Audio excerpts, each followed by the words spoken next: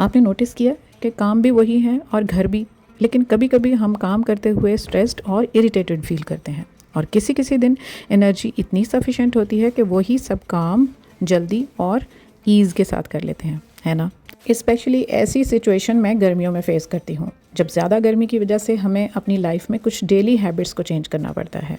अगर कुछ time and energy saving habits को फॉलो कर लिया जाए तो बॉडी भी रिलैक्स्ड रहती है, काम भी इन टाइम हो जाते हैं, घर क्लटर फ्री ऑर्गेनाइज्ड रहता है और बेस्ट पार्ट ये है कि टाइम अच्छे से प्रॉपरली मैनेज हो जाता है और गर्मियों में हम ज़्यादा एग्जॉस्टेड फील नहीं करते। So let's watch today's video where my homemaking habits which I follow in summer I will share with you guys. Let's dig into the video. Happy Womania ATF, we all say, may Allah bless you every day. अस्सलाम वालेकुम and welcome back.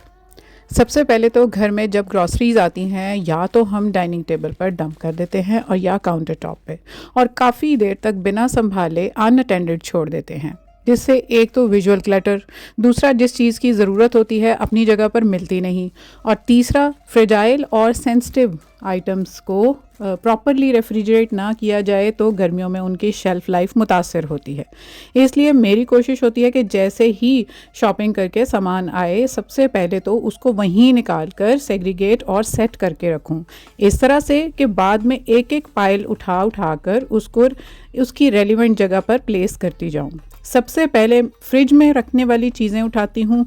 Bakery items होती हैं तो fridge में सबसे top पर जहाँ cooling बस नॉर्मल सी होती है वहाँ प्लेस करती हूँ। अदरवाइज़ फ्रिज के बिना रखने से ज़्यादा देर तक ये फ्रेश नहीं रहती और ऊपर वाले नॉर्मल कूलिंग वाले पार्ट में होती हैं तो इनकी जो फ्रेशनेस है और ये ड्राई भी नहीं होती और सख्त भी नहीं होती, बिल्कुल सॉफ्ट रहती हैं। मोर ओवर मिल्क पैक और कोल्ड ड्रिंक्स वगैरह को फ्रिज के डोर रैक्स में प्लेस करती हूँ सो दैट डोर्स पर इतना लोड ना पड़े एंड नज़रों के सामने होने की वजह से इन टाइम और रेगुलर यूज़ में रहें। फौरी तौर पर इस्तेमाल में आने वाली फूड आइटम्स को अलहदा बास्केट में डंप कर देती हूँ। अब इसी तरह कॉफ़ी और टी वाइटनर्स के साशेज़ यूज़ करती हूँ गर्मियों में ताकि जार्स में पड़ी हुई या ख़राब ना हो जाएं, जिसके लिए इनको एयर टाइट जार्स में स्टोर करना प्रेफर करती हूँ। गर्मियों में कोल्ड कॉफ़ी का रूटीन इस्तेमाल बॉडी को एनर्जेटिक, कूल और फ्रेश रखता है, जिसके लिए अपने इजी अप्रोच में कंटेनर्स को काउंटर टॉप पर और हैंडी रखती हूँ।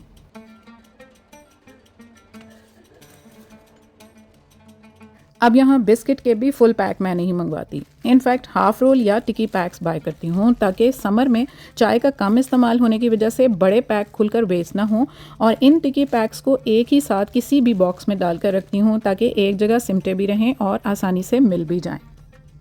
इसी तरह dips, sausage, mayonnaise and all kind of dressings मैं एक ही रैक में प्लेस करती हूँ ताकि उनको पिक करना इजी रहे, और सब एक साथ वर्टिकली प्लेस करने की वजह से हैंडी भी रहती हैं और कम जगह में ऑर्गेनाइज्ड रहती हैं। चाहे तो आप इनको किचन में रखें या इनको आप डाइनिंग एरिया में रख लें, एंड इवन अगर आप ज़्यादा देर तक इस्तेमाल में रखती हैं या अगर आपने इकोनॉमी पैक्स यूज़ किए हैं तो फिर आप फ्रिज में रखें।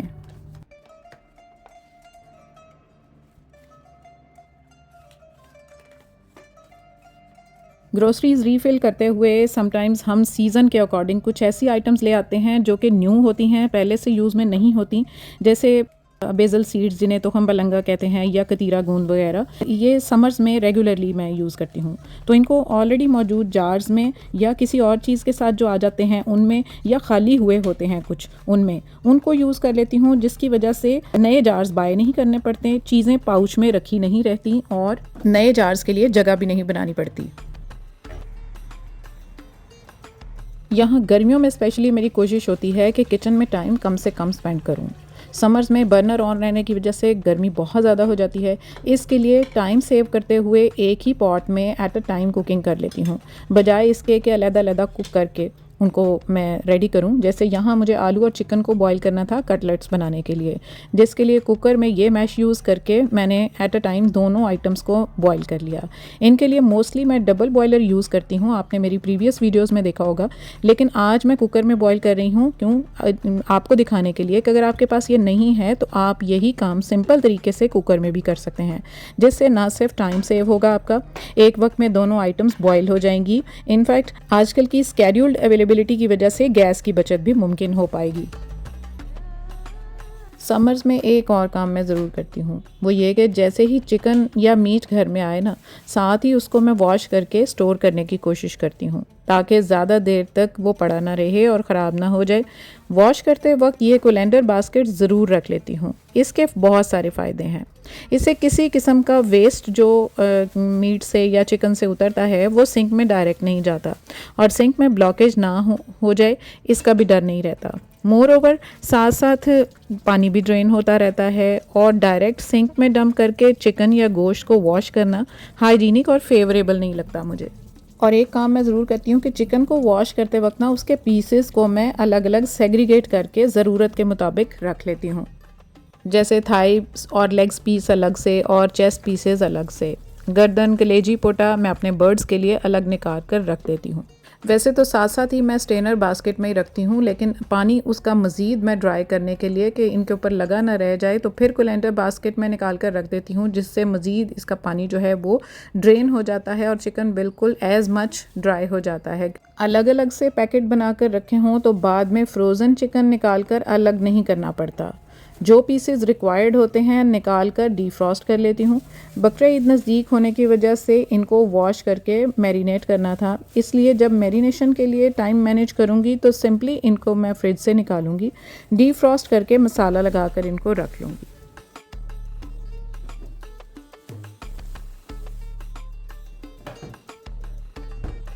कोलेंडर बास्केट को सिंक पर एज सच पड़ा नहीं रहने दूंगी। जैसे ही इस्तेमाल हो जाए इसको अच्छे से वॉश करके ताकि गोश्त के रेजिड्यूज इसके अंदर लगे ना रह जाएं।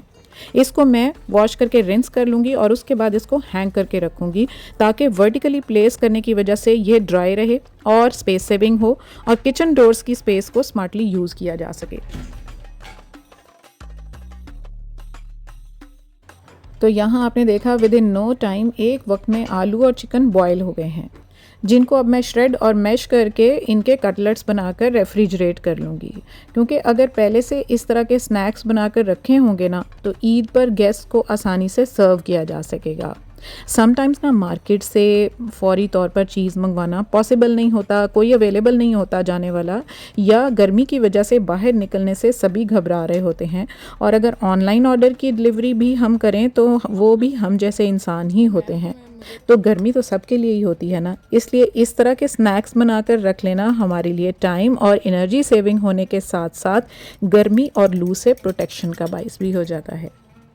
मोर ओवर ईद पर गोश्त ही गोश्त देखकर और बनाकर दिल ऊब जाता है और कुछ अलग और हल्का फुल्का खाने को दिल करता है। तो ऐसी चीज़ें बनाकर सेव कर लेना हाइजीनिक भी रहता है और ज़बान का टेस्ट भी चेंज हो जाता है, और साथ साथ गर्मी में गेस्ट को सर्व करने के लिए फौरी तौर पर टेबल भी रेडी की जा सकती है। बस इनको मैंने अब कोट कर दिया है क्रम्स के साथ और एग के साथ, एग लगाकर, और इन सबको एक साथ मैं अब फ्रिज में रख दूँगी। इनको फ्रीज़ करने की भी ज़रूरत नहीं है, बस इनको निकाला, फौरी तौर पर फ्राई किया और टेबल रेडी कर दी गेस्ट के लिए।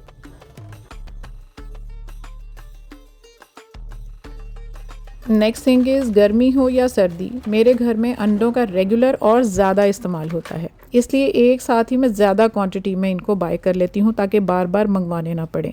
दूसरा, गर्मी में इनको वॉश करके कंटेनर में डालकर फ्रिज में स्टोर करती हूँ ताकि बाहर रखने से ये ख़राब ना हो जाएं।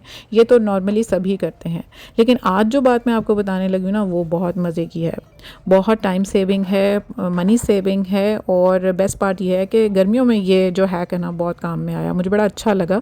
समर्स में ना आइस क्यूब्स का आपको पता है इस्तेमाल ज़रूरत से कहीं ज़्यादा होता है। अंडों की इस डिस्पोजेबल रैक को मैं डिस्कार्ड करने के बजाय ना इसमें पानी डालकर इसको फ्रिज में रख लेती हूँ ताकि मज़ीद आइस ट्रेज बाय ना करनी पड़े, ice cubes as much available रहें, और आइस के लिए बाउल्स यूज़ करने के बजाय इस तरह के स्लीक और रेक्टेंगुलर मोल्ड्स हमारी फ्रिज की अवेलेबल स्पेस को एफिशिएंटली यूज़ करने में हेल्पफुल भी हों। नाउ यू कैन चेक कि बिल्कुल डेजिग्नेटेड आइस ट्रेज़ की तरह इस एग ट्रे में भी आइस क्यूब्स बिल्कुल परफेक्ट बने हैं और इनको निकालना भी आसान है। और इसका एक और बेस्ट वे ये है कि वंस ये क्यूब्स फ्रीज़ हो जाएं तो आप इनको निकाल कर स्टोर कर सकते हैं। और रैक में पानी फिर से फिल करके नेक्स्ट लॉट तैयार की जा सकती है। तो है ना बेस्ट आइडिया कि आप इनको दोबारा फिल करके इनको फ्रीज़ करते जाएं और बैकअप में रखते जाएं अपनी आइस क्यूब्स, जो कि कभी भी किसी भी टाइम एमरजेंसी आप निकाल कर यूज़ कर सकते हैं और आपको बाज़ार से बार और नई आइस ट्रेज भी बाई नहीं करनी पड़ती। ये आइडिया मैंने ना अपनी प्यारी fellow YouTuber level up with Asfa की वीडियो से देखा, जो कि मुझे बहुत अपीलिंग और अट्रैक्टिव लगा और बैकअप वाला आइडिया तो मुझे बहुत ही अच्छा लगा। सो आई थॉट कि मैं अपने फॉलोअर्स के साथ भी ये हैक्स ज़रूर शेयर करूं। आप में से कौन कौन इसको ऑलरेडी ट्राई करता है मुझे कमेंट्स में ज़रूर बताएं। तो जनाब, जब गर्मियों में बेडशीट्स बाय करती हूँ ना, तो 3 पीसेस की बजाय 4 या 6 पीसेस यानी विद कंफर्टर्स बाय करती हूँ, ताकि अलग से कंफर्टर बाय ना करने पड़े। दूसरा, रूम को एक कंप्लीट और नीट लुक मिल जाती है। अब जब रूटीन से ज़्यादा बाइंग होती है 4 या 6 पीसेस बेडशीट्स के साथ, उनकी जो पैकिंग आती है ना, उसको डिस्कार्ड करने के बजाय उसका मैं एफिशिएंट यूज़ करते हुए ऑलरेडी मौजूद बेडशीट्स, बेड कवर्स, कंफर्टर्स या any kind of linen stuff उसमें फोल्ड करके रख लेती हूँ। इस तरह रीयूज़ आइडिया को फॉलो करते हुए आइटम्स एक जगह ऑर्गेनाइज भी हो जाती हैं, ट्रांसपेरेंट पाउच होने की वजह से विजिबल भी रहती हैं और बेस्ट पार्ट ये है कि अलग से वार्डरोब ऑर्गेनाइजर्स बाय नहीं करने पड़ते और गर्मियों में एक्स्ट्रा लिनन स्टफ़ को स्टोर या प्लेस करना आसान और प्रैक्टिकल हो जाता है और वार्डरोब मेसी नहीं लगती और ऑर्गेनाइज्ड लगती है।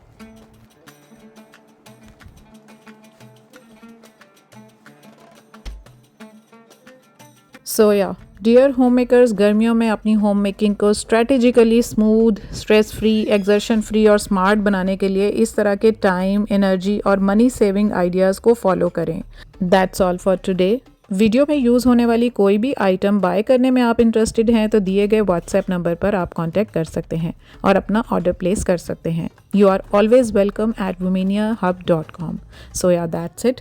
Subscribe Womania ATF and press the bell icon to get each notification of my videos in time. See you all soon inshallah in very next video. Allah Hafiz and bye-bye. Happy Womania ATF, we all say, may Allah bless you every day.